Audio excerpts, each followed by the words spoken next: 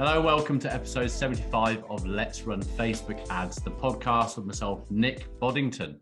So today I want to discuss with you keeping your ads within Facebook. What I mean by that is let's not let the user go elsewhere from our ads. Let's keep them in the platform because at the end of the day, that is what it is all about now. And that's the way it's going to go. So let's get right into the podcast. Hello, everyone, and welcome. Feels like I haven't been on here for ages. I had COVID last week, so I kind of missed filming my weekly episode. So this week I've got to do a couple of episodes just to get me back on board. So it means that you guys have got something to listen to. So unless you're religiously listening to me, you're probably flicking through the episodes, finding something that you want to watch anyway, or listen to anyway. So, but for those advocates out there, you know who you are. You would have missed a week. You would have been there refreshing the podcast, an Apple podcast, not seen one, and it hasn't come through. I had COVID. I like the way I've been sort of thinking about this at the moment is that it was my first time having COVID, yet so many people have had it before, yet the way I was like talking about it was like I'm the only one who's just had it. And I'm going through how I felt. I was hot and cold. I was really tired. It's taking me a few days to get my energy back. And everyone I'm talking to is like, yeah, we've had it 3 times. And I'm like, oh, right, okay. But that's where I was last week. So this week, I want to talk about keeping our users in the platform, what that means for our ads, where I think Facebook's going, and a little bit of an interpretation on this iOS 14. Yeah, we're still talking about it. And why it happened, basically, and why I think Facebook have done it the way they've done, because at the end of the day, I think they want to keep everyone on the platform. So without further ado, let's talk about it. So lead generation and shopping, the two things we really do the most of. Yes, I know there are apps. Yes, I know there's brand awareness. I'm talking about getting a sale, getting a conversion, getting an email address, getting an appointment booked, all this sort of stuff. What we've generally done until now, where there's so much more focus here, is sending people away from the platform to get them to sign up to your newsletter, opt in for a download, opt in for a calendar call booking, or you might be sending them to your website to buy some shoes, or you might be sending them to your new products collection. Whatever it is, our end goal has been to get that person's email address, get that call booked, or get them to buy our products. Now, the problem with iOS was when we send someone away from the platform, it means that Facebook is losing them. We lose our tracking abilities. We lose because these people are opting out, and 97% of people have opted out of iOS, which is just a staggering amount. So essentially, anyone who's got an Apple device has opted out from advertising tracking purposes, which is a bit of a bummer. But we're trying to figure out a way around it. And obviously, Facebook and TikTok and the likes, all these advertising platforms are doing what they can to make this all good again. So don't you worry, it's all going to be sorted. I actually have another video that I'm going to be doing a podcast I'm going to be doing, which goes alongside a video with it, because there's an update on your events manager to get server to server, which is the conversion API. But until very recently, it's been really quite hard and technical to do it. But I'm going to do a video where I can talk you through doing it yourself. It's really easy. It takes about 15 minutes, but it's really easy. That's a separate podcast. On this one, which is kind of leading into it, we want to keep people in the platform, because when they leave, we can't retarget people. I had this on an account the other day where, as far as the pixel is concerned, there is a lot of data of people who are going to a particular part of the website. So they have to go to start their enrollment. So this particular car rental company is trying to get people, new members, to get on board. Yeah, they have to go to the first stage of an 8-stage form, and we call that starting their enrollment. Now, there are thousands of people all the time going to the start enrollment page.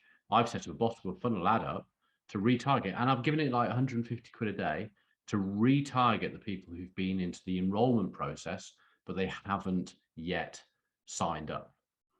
Facebook is finding that hard to feed out. Why? Because it hasn't got enough people in that audience of people who've started the enrollment due to the amount of people who have opted out. So what it's basically saying is a high proportion of the people who are starting the enrollment are Apple users. 97% of those people, pretty much everyone, has opted out. So if you've got 1,000 people going to an area of your website every single day, and 97% of those have opted out, you've got 300 people. Sorry, yeah, is that right? No, it's completely, no, you've got 30 people to retarget, which means you need thousands of people going. So it's really hard to get the retargeting, which again, my next video is going to help that, because it's going to be server to server talking and getting you able to retarget these people better. But that being said, what if we can keep people in the platform? So they're not leaving Facebook or Instagram and going somewhere else and finding it hard to retarget and blah, blah, blah. What if we can keep them in there? Well, there is a way, Facebook forms. So if you're doing lead generation, you can set up a Facebook form, and you've been able to do this for ages. And do you know what? Until all this was happening, I was well against it. It was one of those things that every time we tested it, we got more people when they went to our Facebook, when they went away from our Facebook form and they went to our website, because on our website, we're going to get better types of people because they've got to go to a website. They're going to read a bit more information. They're going to open the pop-up form, or they're going to click on submit. They're going to type in their details. With Facebook, it's autofill. So you're going to get a lot of data where people are pulling over an email address that they set up their Facebook account with ages and ages ago. All these sort of things have been against us. So a year ago, if not 3 years ago, more, I'd always been talking about, I'll send them out to a landing page, get the landing page built, make it all really nice. And I wish, and I still do that, and I still do have accounts that work, but we're very much along the lines of every client that we have who's doing lead generation, we're testing both areas out. Ideally, from a retargeting point of view, from a getting completely accurate data tracking point of view, I want to keep them on a Facebook form in the platform, because I know that if it says that I've had 10 clicks yesterday to the Facebook form, they're accurate. If Facebook says that I've had 10 clicks to the landing page out of the website, onto my website, I may have only had 8. The tracking's just off. So it's a lot more accurate by keeping it in the platform.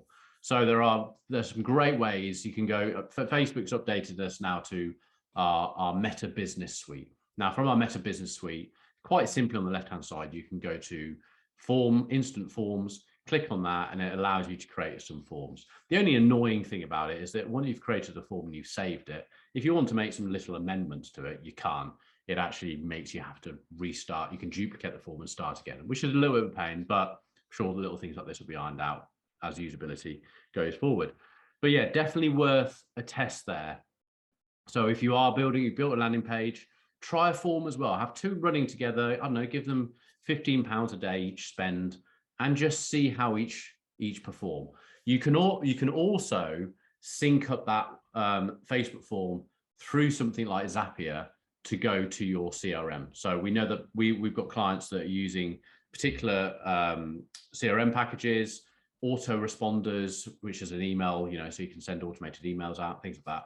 And you can quite simply, again, go through your instant form setup and do a CRM setup, and it will find the CRM service you're using or the email responder that you're using. You'll find those, and it will actually help you draw those leads in. So you can actually get them into your email campaign and say, hey, thank you for inquiring and stuff.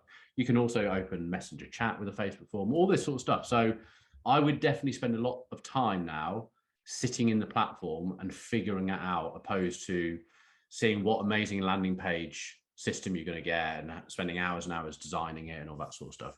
Look at what's going on in the platform. We're having some great results. Got an accountant client at the moment who are literally tomorrow night at 7 o'clock. He does this expert panel, where a number of people join live. He does a YouTube live. People ask their questions about property tax and all that sort of stuff. And we've got him. I only looked today. His ad goes on for like a week, and then we turn it off on the day, 6 o'clock in the evening, an hour before the actual event starts, and he's had like 116, on a pretty low spend, 116 people who've signed up to watch this live at £3.53 a lead, which is absolutely brilliant. The other side, going away from lead gen, is your Facebook, Instagram shops. Now, again, from Shopify, if you're using Shopify, you can set up a Facebook, you can set up a catalog in there, which fires across to Facebook, and you can set it that every 12 hours or 24 hours, your catalog in Facebook is updated with the feed. That's a really, really good thing to do. And then you can actually build your Instagram and Facebook shop on the platform.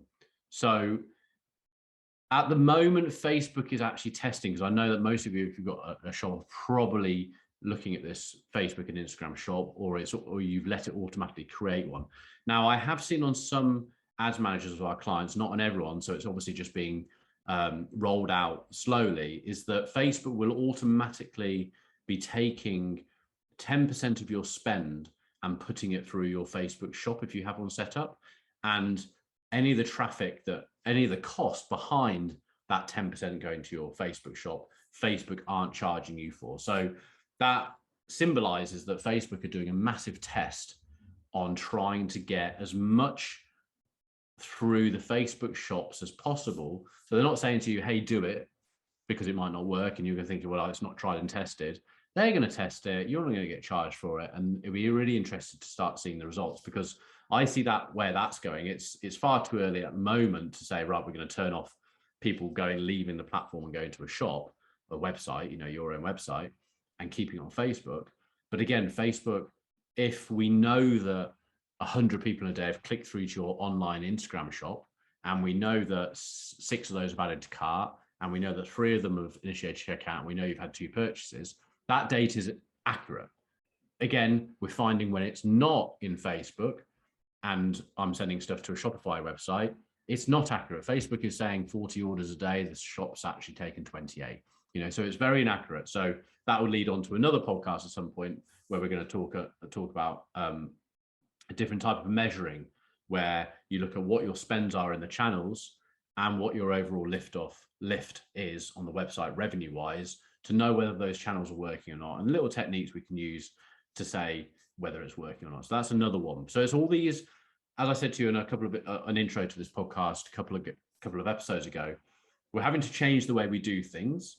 This all still works. It's still all great, but we can't be so precise in looking at our ROAS in our Facebook Ads Manager for our shop or for our lead gen and knowing that's accurate. We have to look at what's going on the website as well. We have to make good calculated decisions. We have to put out really good content, which is going to get people to come through, because we don't know if the data, like I've now completely stopped using landing page views in my ads manager, because it's just I'm finding it completely inaccurate. Sometimes I find that it's higher than my link clicks. When I look at the platforms on the other side, whether it's lead gen, whether it's in my shops, I are seeing more or less landing page views of people that legitimately been on those landing pages than Facebook saying. Link clicks, I'm still going by. The amount of people leaving Facebook and going to my website and what that click-through rate and things like that, I'm still going by that metric. But landing pages I've taken out. I'm just not finding it accurate. There's no consistency across too many of my different clients' ad accounts that I've decided to say, right, we're not using that anymore. Perfectly legitimate other metrics that are still really, really accurate. I used to love landing page views. Something I'm not going with now. So I hope that helps. I want you to start thinking about keeping your ads in the platform. Look at what services Facebook has got, Instagram has got, other platforms you might be advertising on, see what they've got. I know that TikTok is way ahead. That's why I'm hoping for some massive update that's going to come from Facebook, because Facebook usually are always leading this area. TikTok seem to be really plowing through with their instant pages, trying to keep people on the platform, rewarding people for putting more content on there and keeping people on the platform. So they're all going this way. So let's keep ahead of the times and see what movements are coming up. But I hope you enjoyed that one and got something from it, and I'll see you in the next podcast.